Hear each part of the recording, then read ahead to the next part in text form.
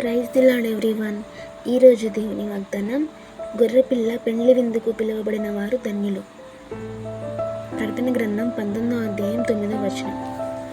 గొప్పవారి వివాహాలకు వెళ్ళాలని, వారి విందు రుచి చూడాలని అందరికీ ఆశగా ఉంటుంది కదా.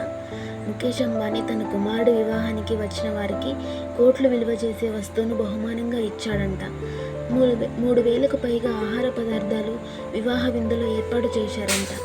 ఈ లోకంలో ఉండే ధనవంతుల వివాహానికి ఆహ్వానించడమే ధన్యత అని కొంతమంది భావిస్తే, అన్నింటికీ అందరికీ పైగా అత్యున్నతమైన సింహాసనంపై ఆసీనుడై అత్యంత భాగ్యవంతుడైన దేవుని గొర్రెపిల్ల వివాహానికి పిలువబడిన వారు చాలా ధన్యులు.